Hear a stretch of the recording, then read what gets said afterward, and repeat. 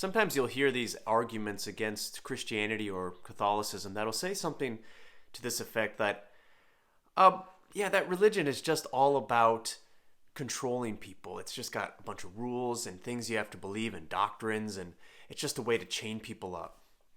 And while we do have commandments and a moral theology, a theology of what we ought to do, I think that those arguments oftentimes they fail to ask why.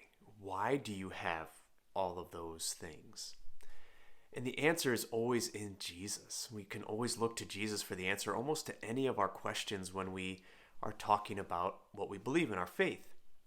Today, we hear in the first reading St. Paul writing to Titus, and he's giving instruction to the Christian community where Titus is about what they should do and how they should hold themselves, how they should act in community with one another. So he speaks to older men, to older women, to younger men, to everyone. And then he goes on to say that because Jesus has saved us and has given himself for us to save us from lawlessness, is what he says.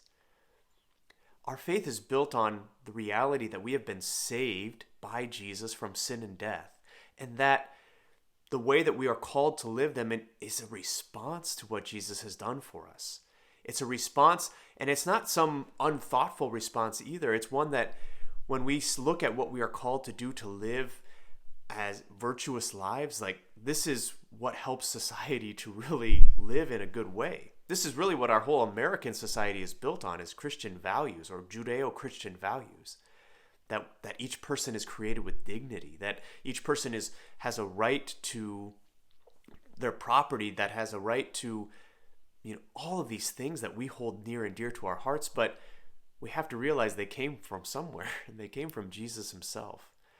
Jesus says to his disciples today as he's speaking to them, gives them this parable about the servants who go out and how the master, when they come back, is not going to say, hey, sit down and have a good meal on me and do all you're supposed to do. But no, first serve me and then you can eat your meal.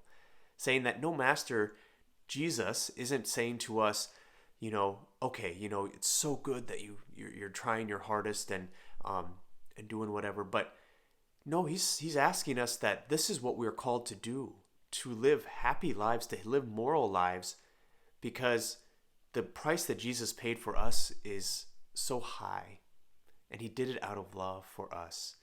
And ours is to be a response to that. The response that is like unprofitable servants. We can't measure up to what he's given to us. All we can do is try to live a holy life so that we might look more and more like Jesus each day and be more connected to him in all that we do.